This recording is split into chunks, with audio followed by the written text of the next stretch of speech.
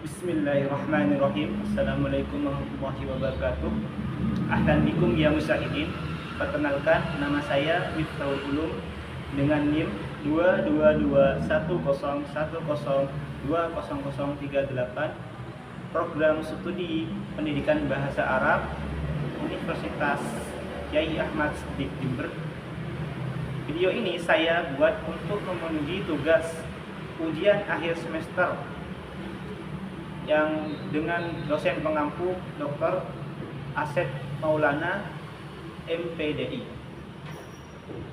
Saya akan menerjemahkan video bahasa Arab ke bahasa Indonesia dengan menyebutkan strategi penerjemahan dan juga mufradat-mufradat yang masih jarang diketahui. Selamat menonton teman-teman.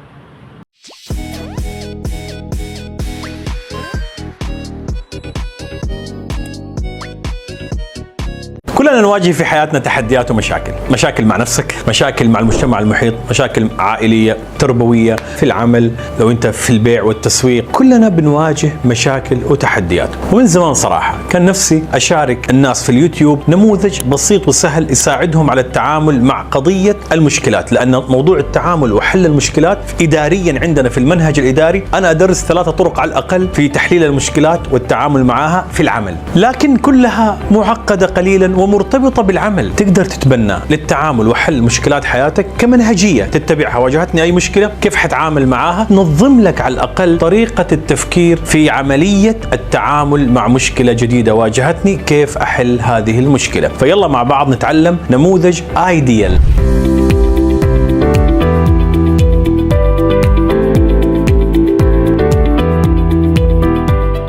ايديال هي عبارة عن 5 حروف مع بعض، هذه الحروف مجتمعة تكون كلمة ايديال، بس كل حرف فيها وبالتسلسل هو خطوة من خطوات حل المشكلة. ايديال بروبلم سولفينج موديل. خلينا نتعلم مع بعض هذا النموذج، هذا ابسط نموذج وجدته، غاية في الروعة، سهل، جامع لكل المراحل وما في له اي تعقيد وما حتنساه، حيوصلك لحل المشكلة بطريقة مثالية. ايديال يعني مثالي كذا، لو جينا نعطيها شوية معنى. ويلا نبدأ خطوة بخطوة نتعلم كيف نحل مشاكلنا او منهجية تساعدنا في التفكير في حل المشاكل. نبدأ بالحرف الأول، حرف الآي. آي من identify the problem، عرف المشكلة. أنا لازم أعرف إيش هي المشكلة. ما تشوفوا أحيانا نكون قاعدين نتكلم يمكن نص ساعة، بالذات في العوائل المنفتحة على أسلوب الكلام الحماس، تلاقي الحماس مو طبيعي ومدري، هم طبيعتهم يتكلموا بصوت عالي، فيطلع واحد يقول يا أخي ترى لين دحين ماني عارف إيش المشكلة.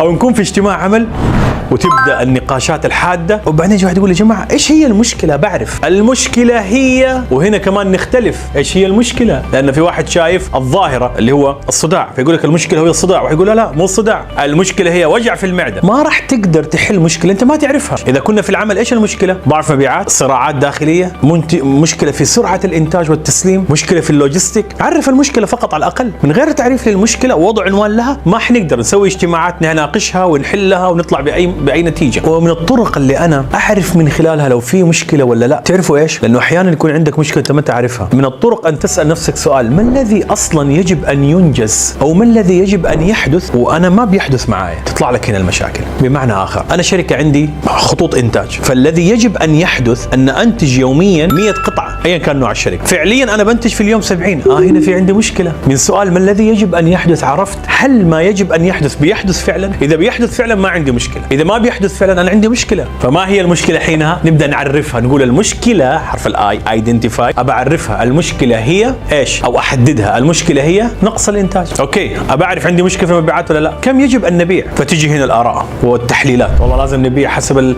نقطة التعادل وحسب هدفنا في الربحية مليون ريال شهريا. كم بنبيع الآن؟ بنبيع مليون، ما عندنا مشكلة. الحرف الثاني حرف الدي، define المشكلة، define هي تشبه جدا identify، بس identify أبى أعرف بس في مشكلة ولا لا، وإيش هي المشكلة تعريفها. بس هنا أروح بعمق أحلل كلمة لماذا، ليش هذه المشكلة بتحدث، ليش المسألة مفصولة هنا. تعرف ليش لازم تنفصل؟ لأنه أحيانا إلين ما أعرف إن في مشكلة ولا لا يبغى لها وقت، فلما أعرف في مشكلة لازم أعرف إنه يجب أن نعطيها وقت في التحليل. فأقول طيب تعالوا نفهم الآن يا جماعة هذه المشكلة، نعرفها أكثر. الروت أند إفكت، ممكن نتبع هذه الطريقة في فهم الأسباب، ليش بتحدث هذه المشكلة. وهنا حلو لما يكون النقاش جماعي. أنا عندي مشكلة سمنة زائدة، كيف عرفتها؟ رحت وقفت على جهاز السمنة، وبالذات الجهاز اللي يعطيك كامل التحليل، فلقيت أن معدل السمنة عندي زيادة زياده 38% وهذا غلط. كنت عندي مشاكل. define it. ليش عندك هذه المشكله؟ وما الذي ستؤثر عليه؟ هذه كلها ناقشها في define. Kita semua dalam hidup ini menghadapi tantangan dan masalah dengan diri sendiri. Masalah dengan lingkungan sekitar, masalah dengan keluarga, masalah pendidikan, masalah di tempat kerja, bahkan jika kamu bekerja di bidang penjualan dan pemasaran pun, kamu tetap akan menghadapi berbagai masalah dan tantangan. Sejujurnya, sejak lama saya ingin berbagi dengan orang-orang di YouTube sebuah model sederhana dan mudah yang bisa membantu mereka dalam menangani persoalan masalah, karena ketika berbicara tentang penanganan dan penyelesaian masalah secara manajerial di dalam kurikulum administrasi yang saya ajarkan, saya membahas setidaknya 3 metode dan menganalisis dan menyelesaikan masalah di tempat kerja. Tapi sayang, semua agak rumit dan sangat terkait dengan dunia kerja. Padahal sebenarnya metode itu bisa diadopsi untuk menyelesaikan masalah dalam kehidupan pribadi sebagai sebuah metodologi yang bisa kamu ikuti. Jadi, kalau saya menghadapi masalah, bagaimana saya menghadapinya? Setidaknya saya memiliki kerangka berpikir atau metode tertentu untuk menyikapi munculnya masalah baru. Bagaimana saya bisa menyelesaikannya? Nah, ayo kita sama-sama belajar model yang disebut ideal. Ideal terdiri dari 5 huruf. Huruf-huruf ini membentuk kata ideal, dan setiap huruf mewakili satu langkah dari proses penyelesaian masalah. Nama lengkapnya adalah Ideal Problem Solving Model. Yuk kita belajar bersama model ini. Ini adalah model paling sederhana yang saya temukan. Sangat kuat, sangat luar biasa, mudah mencakup semua tahapan, tidak rumit sama sekali, dan kamu tidak akan lupa. Model ini akan membawamu pada penyelesaian masalah secara ideal. Ideal juga berarti sempurna atau ideal. Jadi mari kita maknai lebih dalam dan mulai belajar langkah demi langkah bagaimana menyelesaikan masalah kita, atau setidaknya menemukan metodologi yang membantu kita berpikir dan dalam situasi bermasalah. Kita mulai dari huruf pertama, yaitu huruf I. Dari kata identify the problem, mengidentifikasi masalah, saya harus tahu dulu apa masalahnya. Saya harus benar-benar mengenali masalah itu. Nah, di sini biasanya orang berbeda pendapat tentang sebenarnya masalah. Tentang apa sebenarnya masalah itu. Misalnya ada orang yang merasa pusing lalu berkata, masalahnya adalah sakit kepala. Ternyata penyebabnya sebenarnya adalah sakit perut. Kalau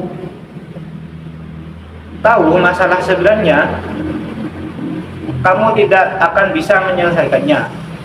Kalau tidak tahu masalah sebenarnya, kamu tidak akan bisa menyelesaikannya. Kalau di tempat kerja, masalahnya bisa berupa konflik internal, lambatnya proses produksi dan pengiriman, atau mungkin masalah logistik.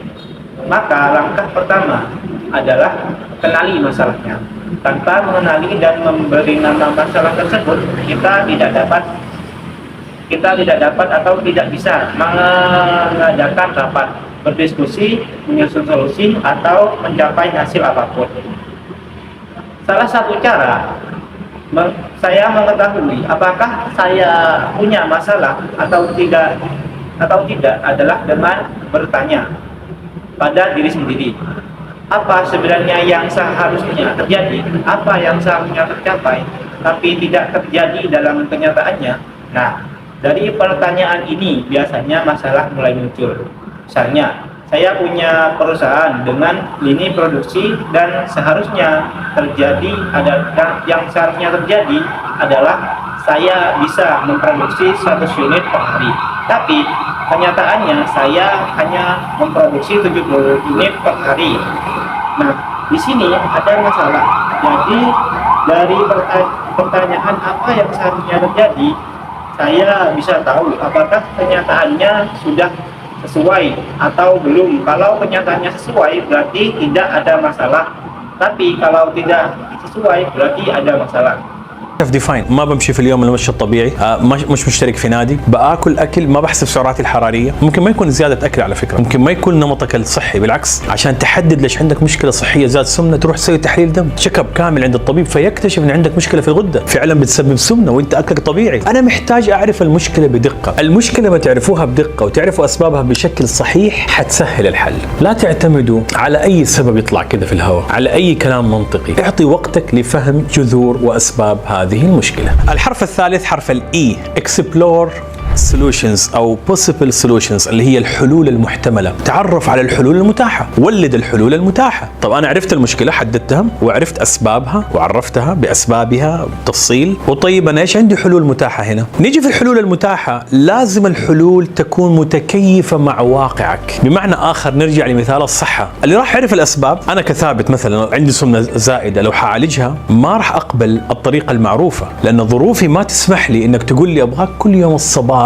تسوي ده التمرين والظهر تسوي هذه والعصر لا. لحظة شوية، لما نزلت وزني في النظام الغذائي لما كنت قاعد مع المعالج أعطاني جدول، قلت له أنا ما أمشي على جداول، أنا أعرف نفسي، أنا مرة أتغدى في البيت، مرة في الشارع، مرة في المكتب، مرة في الطيارة، ظروفي ما تسمح لي أمشي على جدول، مو مستقر. طبيعتي أحيانا أداوم في مكتبي 12 ساعة وأحيانا ما أروح المكتب، فكيف تبغاني أنا أضبط وجبات؟ تكتب لي والله الغداء أبغاك تاكل مدري كم حبة زيتون مع جبنة فيتا، طبعا فين أجيب لك الجبنة الفيتا؟ هنا في مكتبي ما اللي يبيعوا حواليا كلها جبنة شدر، ولا فين اجيب لك اللي انت تبغاه؟ ما ينفع معايا. اول ما كنت قاعد فعلا مع المعالج قلت له انا ما امشي على جداول، قال لي كيف؟ اول مره يعني عميل عندي يرفض الجدول، قلت له انا ما يمشي معايا جدول، قال ايش اللي يمشي معك؟ قلت له اعطيني فلسفه النظام، يعني قول لي ابغاك في اليوم تاكل دهون بهذا الحجم، كربوهيدرات لا تزيدها عن كذا، اعطيني استراتيجي وخلينا اسوي جدول بنفسي كل يوم حسب ظروفي. وفعلا اشتغلنا على سيستم قائم على البرسنتج والنسب، وقلت له خلاص هذه بالنسبه لي سهله، يعني تقول لي اليوم غداك ثابت خليه يكون بروتين 400 جرام لا يكون اقل من كذا، خلاص ما عليك انا اضبطها، ما عندك مشكله. قول لي لا تاكل كارب ابدا، ما اكل كارب، قول لي خذ الكارب من الخضار، اخذ الكارب من الخضار، بس اعطيني استراتيجيه. وبهذه الاستراتيجيه نجحت اني انزل وزني من 120 تقريبا الى 90 كيلو. كيف الحلول لتكون منسجمه مع واقعك؟ شركه عندي فيها مشكله انخفاض مبيعات، ممكن اسمع قصه كيف ايكيا حلت مشكله مبيعات، ما ينفع تطبق السولوشن حق ايكيا عندك احيانا، فلازم الحلول تبتكروها. هنا يحتاج عصف ذهني، ما تعرف تسوي برين ستورمينج، ابحث في اليوتيوب، انا عندي حلقه عن برين ستورمينج، اكتب العصف الذهني ثابت حجاز حيطلع لك، شوفها وشوف حلقات ثانيه. شارك الناس المشكله، اسمع ارائهم، استشير مستشار، احجز مع مستشار جلسه، ابحث في النت، واحيانا تحتاج تسافر على فكره عشان تكتشف حلول جديده. فسيحوا في الارض، اوامر ربانيه هذه على فكره احنا احيانا. Maka langkah pertama adalah mengenali masalah. Huruf I dari ideal berarti identity. Saya harus mengetahui masalah itu. Apa masalahnya? Saya harus menentukan bahwa masalahnya adalah kurangnya produksi. Maka saya sebenarnya punya masalah dalam penjualan atau tidak.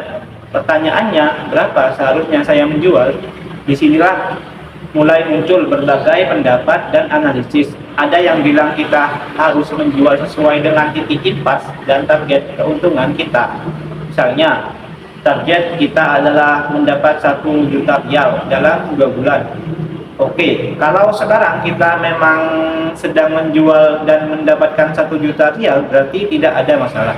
Kemudian kita masuk ke huruf kedua, yaitu huruf D. Dari define the problem. Mendefinisikan masalah.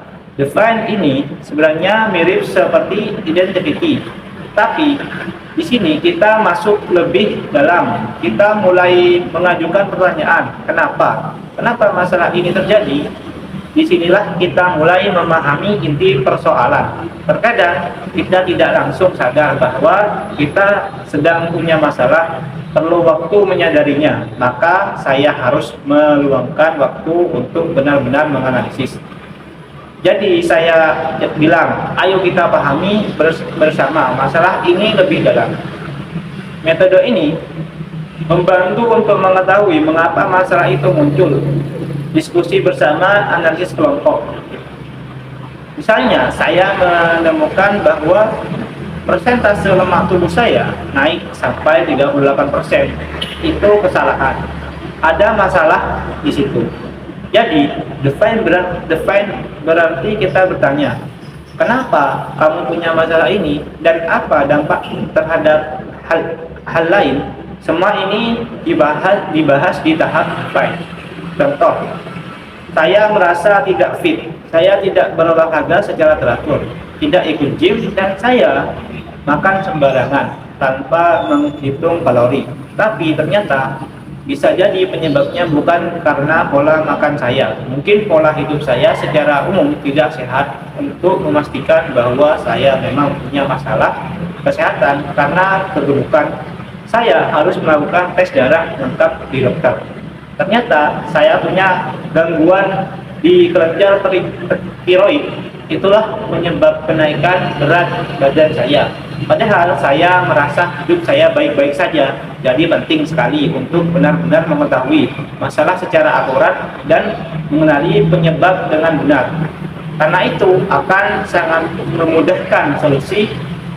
Jangan langsung percaya pada sebab-sebab yang muncul begitu saja tanpa dasar.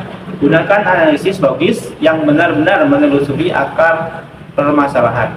Selanjutnya, kita masuk ke huruf ketiga, yaitu huruf E. Dari explore possible solution.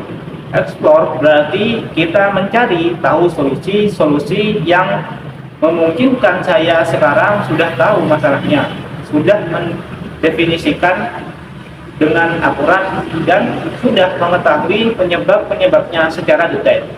Sekarang saya mencari solusi, tapi solusi itu harus sesuai dan bisa disesuaikan. Contohnya, kita kembali ke kesehatan. Saya tahu penyebab kenaikan berat badan saya.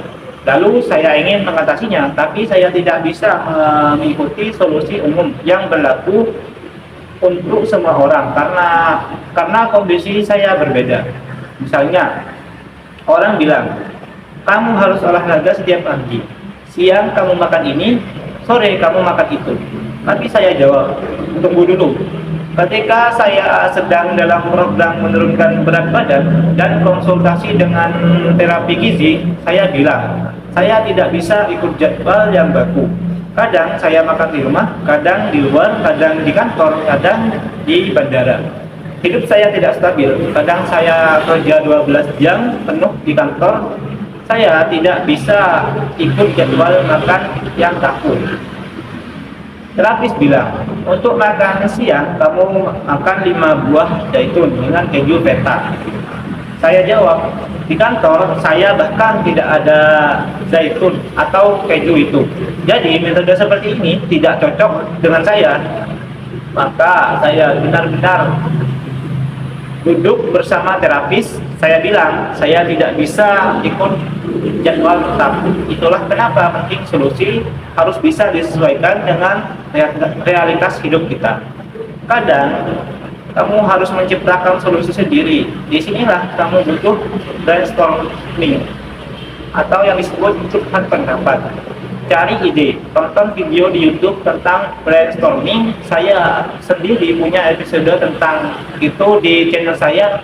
Tulis saja Wakitabul Hijaz ya di YouTube dan tonton episodenya. Kamu juga bisa tonton video lain dan dengar pendapat orang-orang.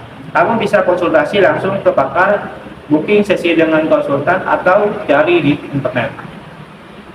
Dan kadang-kadang kamu bahkan perlu berpergian ke tempat lain untuk menemukan solusi baru. Berjalanlah di bumi, itu adalah perintah dari Tuhan, tapi seringkali kita lupa padahal itu penting. Pelajari bagaimana cara menciptakan solusi, tapi yang paling penting adalah jika kamu ingin solusi yang berhasil, sesuaikanlah solusi itu dengan realitasmu, baik sebagai individu, perusahaan, atau keluarga. Karena banyak orang sebenarnya punya banyak ide dan solusi, tapi tidak tahu bagaimana memilih yang paling cocok. ننساها وتعلم كيف تولد الحلول. لكن أنا بقول لك أوكي، توليد الحلول مرة مهم، تكييف الحلول لتنجح مع واقعك كشخص أو كشركة أو كعائلة أكثر أهمية من إيجاد الحل. الكثير من الناس عندهم أفكار وعندهم حلول كثيرة، بس ما عرف يختار الفكرة اللي تناسب واقعه هو. كيف يكيف الحل بطريقة تمشي مع نمطك أنت، مع حياتك، مع شركتك، مع حجم عملك، عشان تقدر تنجح فيه. بعدين نروح للحرف الرابع وهو أكشن. جاء دور الفعل، كفاية نظري. أكشن، ابدأ بالفعل، ابدأ بممارسة السولوشنز اللي أنت ابتكرتها. أنا صار عندي مجموعة حلول وقررت من هذه الحلول حاخذ الحل هذا أبدأ فيه، ثم الحل اللي بعده، أو حكون لي استراتيجية لحل المشكلة، كذا مجموعة حلول مع بعض مجتمعة باتجاه حل المشكلة. مثلا حيكون في عندي النادي، حيكون نظام غذائي، حيكون عندي مثلا مشي يومي. أعرف أحد المدراء على فكرة حل مشكلة المشي، كان عنده السكر وما كان عنده الوزن. حل مشكلة المشي إنه قرر مو قادر يحدد وقت للرياضة، تخيلوا، فقرر يداوم يوميا الصباح في الشارع اللي قدام الشركة. مكان ما كان يداوم كان في شارع قدامه ممشى، تقدر تقول مكان مناسب جدا للمشي. كان ياخذ معاه ثوبين، الثوب اللي يمشي فيه والثوب اللي لما يرجع المكتب يغير. قال لي انا ما قدرت الاقي حل الا زي كذا. يبدا داوم الساعه 8. طبعا سمعت من الناس صاحي اصحى الساعه 5 الصباح ما ادري ايه امشي، ما قال ما قدرت. بعد الدوام قال لي والله ما اقدر. بعد الدوام دوامي اصلا ينتهي 6 7، واروح البيت اولادي اهم، ابجلس معاهم، ابغى ما عندي وقت، اكون تعبان اصلا. فايش سوى؟ تخيلوا في تكييف الحل اللي يكون مناسب له في مرحله الفعل، راح اخذ حل انه يكون المشي جزء من دوامه. فصار يبدا دوام الساعه 8، الساعه 8 يكون ماشي في الممشى، ويقول للموظفين اللي يبغاني الساعه 8 مو حاب ينتظر ل9 ترى قاعد امشي، يجي يتمشى معايا. صاروا الموظفين يتمشوا معاه وصارت عاده، اللي يبغاه في حاجه يقول لي ناقشني وانا بمشي. لا، وفي منهم قال لي اجبرهم، فمنهم يحاولوا خليها طب اكلمك قبل، لا انا وماشي. فهو وماشي يجوا الشباب يمشوا معاه ويتكلموا ويبدا يمارس عمله. واتصالات قال لي احيانا ما في احد، خليت المشي جزء من رياضتي في العمل وتحلت المشكله. هنا تصمم استراتيجيه فعل مناسبه لك ايا كانت المشكله، وتذكر ما في حاجه اسمها ستاندرد لكل الناس، انا ابغى الايديال لك انت مش للناس كلها. فتصمم اكشن، خطه فعل انا حمشي فيها وانجح، وهذا في كل الاماكن. انا افتكر لما بدات اصنع محتوى كانت واحده من مشاكلي الفعل، كيف حيتم. جربت طرق لا تنتهي، صورت بنفسي، انتجت بنفسي بعض القضايا البسيطه، تعاملت مع منتجين فريلانسر، تعاملت مع فريق عمل، الين ما وصلت للطريقه حتى في تحضير المحتوى على فكره والاشياء والتفاصيل هذه. وصلت لطرق كثيره وتعلمت وواجهت مشاكل ما تحلت الا لما قعدت افكر كذا بعمق في كل الاشياء اللي جربتها في يوم من الايام. واخر شيء كونت طريقه لنفسي، حتى فريق عملي في المكتب يعرفوا ثابت صناعه المحتوى يسوي 1 2 3 4، لان انا اصنع محتوى بشكل كبير الى جانب عملي، انا ادير تنفيذيا شركتين، فاعمالي هي يعني في النهايه. فما ينفع اذا ما عندي استراتيجيه خاصه ما راح اقدر اصنع محتوى. 3 4 النصائح اللي تسمعوها في الناس اللي يدربوا على صناعه المحتوى وكيف تحضر وكيف تسوي المحتوى انا ما اسويها، ما تناسب عملي. Bagaimana cara menemukan solusi yang cocok dengan gaya hidupmu, dengan kehidupanmu, dengan perusahaanmu, dan dengan beban kerjamu, agar kamu benar-benar bisa berhasil menjalankannya. Setelah itu, kita masuk ke huruf keempat, yaitu A, dari act, bertindak, yaitu mulai melakukan solusi yang sudah dipilih. Misalnya, solusi untuk masalah saya adalah ikut keanggotaan gym, mengikuti pola makan sehat, atau berjalan kaki setiap hari. Saya kenal seorang manajer yang punya masalah kesehatan karena diabetes. Meskipun berat badannya tidak berlebihan, masalahnya adalah dia tidak menyediakan waktu khusus untuk olahraga. Bayangkan, dia benar-benar tidak bisa menyisihkan waktu untuk itu. Apa solusinya? Dia memutuskan untuk berangkat kerja sambil berjalan kaki. Di depan kantornya ada trotoar yang cukup nyaman untuk berjalan. Jadi setiap pagi dia datang dengan 2 pakaian. Satu baju olahraga untuk berjalan, satu lagi baju kerja untuk ganti setelahnya. Dia cerita ke saya tidak bisa bangun jam 5 pagi seperti orang lain untuk olahraga. Saya juga tidak bisa olahraga sepulang kerja karena sudah lelah dan ingin langsung pulang. Lalu dia mulai memasukkan aktivitas jalan kaki ke dalam jam kerjanya. Jam masuk kerjanya pukul 8, tapi mulai jam itu dia sudah berjalan kaki di depan kantor. Dia juga bilang ke timnya, kalau kalian butuh diskusi jam 8 pagi, ikut jalan bareng saya. Dan mereka pun ikut berjalan sambil berdiskusi. Lama-lama ini jadi kebiasaan di kantornya. Ada yang ikut berjalan sambil bicara soal pekerjaan dan dia pun berkata, saya tidak memaksa mereka, tapi saya mulai dengan diri saya sendiri. Dan ternyata berjalan kaki bisa jadi bagian dari pekerjaan saya.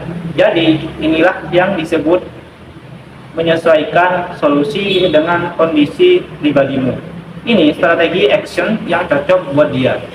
Apapun masalahmu, tidak ada solusi yang berlaku untuk semua orang. Yang kita cari adalah solusi ideal untukmu, bukan solusi umum untuk semua orang. Saya ingat ketika pertama kali mulai membuat konten, saya juga mengalami masalah. Bahkan dalam hal persiapan konten, alat yang saya pakai atau cara saya mengatur waktu, saya mencoba banyak hal. Saya menghadapi banyak tantangan dan tidak semua masalah bisa saya atasi. Sampai saya mulai menganalisis semua secara mendalam. Saya mencoba berbagai metode. Sampai akhirnya saya membentuk sistem saya sendiri. Sekarang bahkan tim saya di perpustakaan tahu alur kerja saya. Langkah 1, 2, 3, 4. Karena saya memproduksi banyak konten sambil menjalankan 2 perusahaan sekaligus. Artinya, kalau saya tidak punya strategi kerja pribadi yang cocok dengan hidup saya tidak akan bisa produktif. Beberapa tips yang sering kamu dengar dari pelatih konten seperti cara membuat, menyusun, dan menyebarkan konten sama sekali tidak cocok untuk saya, karena itu strategi yang harus disesuaikan dengan kondisi saya. Dan pada akhirnya jika kamu tidak mulai bertindak, masalah hidupmu tidak akan selesai. Hidup itu pekerjaan, dan pekerjaan yang dikerjakan itulah yang menghasilkan kesuksesan. ما تناسب ظرفي، لازم تكون استراتيجية تناسب ظرفك ولا حتضيع. تذكر في النهاية إذا ما بدأت بالفعل ما حتنحل مشاكلنا. حياتنا في النهاية عمل، والعمل هو ما يؤدي إلى النجاح. آخر شيء حرف ال look back، يعني evaluate your action. لما أنت بدأت تمارس الفعل ترى ما خلصنا، المشكلة الآن ما انحلت صح، لأنك ما زلت بتمارس. أثناء تطبيقك للاستراتيجية اللي قررتها لا يعني ما حتغير عليها. دائما انظر كذا، انظر للخلف، إيش أنا بسوي؟ ماشية معايا؟ نجحت ما نجحت؟ طب ماشية الأمور كويس؟ طب أنا كيف كان إنتاجي أول؟ كيف تحسني في الوزن؟ بأنسجم أكثر مع الفعل اللي أنا بسويه؟ المبيعات بدأت ترتفع ولا لسه؟ طب ليه؟ خلينا نرجع نراجع القرار اللي احنا اتخذناه. فدائما طوال الفعل أقيم وأطور، أقيم وأحسن. ما حتنتهي هذه الدورة إلى أن تحقق أهدافك ونتائجك. خامس خطوة هذه تضمن لك المرونة. أي حل لمشكلة مقترح بلا مرونة غالبا ما ينجح. الخطط حتى الاستراتيجية اللي ما تتغير أبدا، ما يتغير فيها ولا شيء، هي الخطط اللي ما تطبق. اللي يكتبوها ويحطها فين؟ في الرف. هذه اضمن لك ما حتتغير. لكن لو واحد مسك خطه وبدا ينفذ لازم يغير فيها اشياء. فعنصر المرونه يضمن لك النجاح في حل مشاكلك. هذه باختصار ال5 خطوات لحل مشاكل عملنا او حياتنا. اتمنى تشاركها مع اي شخص تحس انه هو محتاج انه يعني تفتح له افاق جديده في التعامل مع المشكلات وطريقه حلها. شكرا لكم. انا ثابت حجازي، اتمنى لكم حياه سعيده وعملا موفقا. Terakhir kita sampai pada huruf kelima, yaitu L, dari learn, belajar. Tapi ingat, meskipun kamu sudah mulai melakukan tindakan, masalah belum selesai sepenuhnya. Lihat ke belakang, apa yang sudah saya lakukan, apakah berhasil, apakah tidak, apakah semuanya berjalan baik-baik saja. Misalnya, bagaimana performa saya sebelumnya, apakah ada peningkatan dalam berat badan, apakah saya merasa lebih selaras dengan tindakan yang saya lakukan dalam konteks pekerjaan, apakah penjualan mulai meningkat atau belum. Kalau belum, mari kita evaluasi kembali keputusan yang kita ambil sebelumnya. Jadi selama proses tindakan kita harus terus mengevaluasi dan mengembangkan. Evaluasi dan perbaikan harus berkelanjutan. Siklus ini tidak akan selesai sampai kamu mencapai tujuan dan hasil yang diinginkan. Langkah kelima, ini menjamin kamu memiliki fleksibilitas. Sebab setiap solusi yang tidak fleksibel biasanya gagal. Bahkan rencana strategis sekalipun kalau tidak pernah berubah, tidak pernah dikaji ulang, itu adalah rencana yang tidak akan pernah diterapkan. Rencana itu hanya akan disimpan di rak, tidak akan dijalankan. Tapi kalau ada seseorang yang benar-benar menjalankan rencana, pasti dia akan melakukan penyesuaian, karena fleksibilitas adalah kunci keberhasilan dalam menyelesaikan masalah. Kesimpulannya, inilah 5 langkah sederhana untuk menyelesaikan masalah dalam hidup atau pekerjaan kita. Yang pertama yaitu identify the problem. Identifikasi masalah. Yang kedua yaitu define the problem. Tentukan akar masalahnya secara lebih dalam. Yang ketiga yaitu explore possible solution. Cari solusi yang mungkin dan cocok. Yang keempat yaitu act on it. Ambil tindakan dan sesuai dengan kondisinya. Yang kelima adalah learn from the process. Belajar, evaluasi, dan sesuaikan secara terus-menerus. Saya harap kamu membagikan metode ini kepada siapapun yang menurutmu butuh cara pandang baru dalam menghadapi dan menyelesaikan masalah.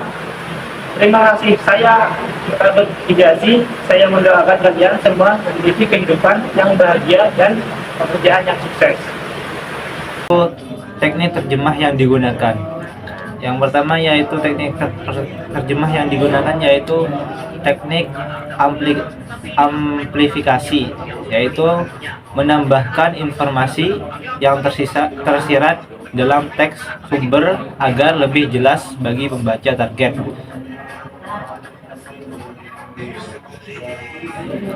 Yang kedua yaitu reduction, menghilangkan informasi yang dianggap tidak relevan atau berulang tanpa mengubah makna.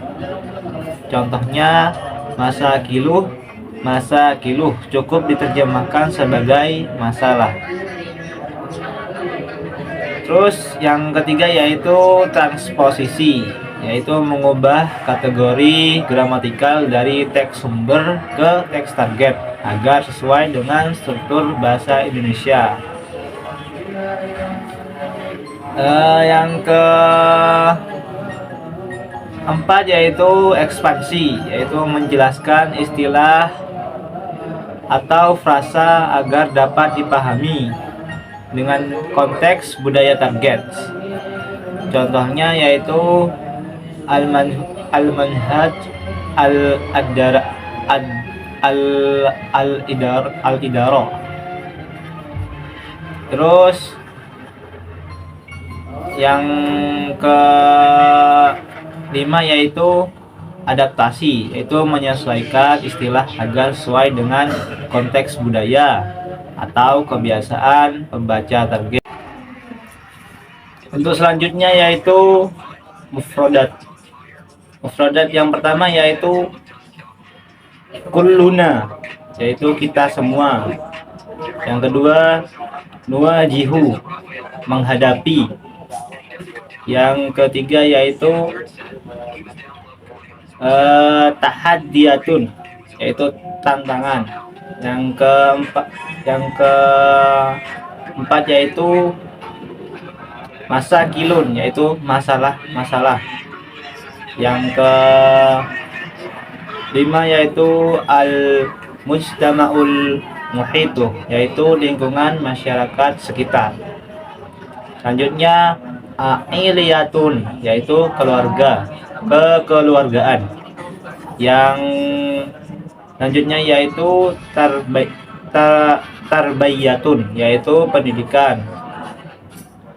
Terus al-amalun, yaitu pekerjaan. Terus al-bai'ut taswik, yaitu penjualan dan pemasaran. Terus namuzajun, yaitu model. Terus basitun, sederhana. Sahlun, mudah. Yusa'idun, membantu. At-ta'amulun, penanganan. Sekian dari saya. Wassalamualaikum warahmatullahi wabarakatuh.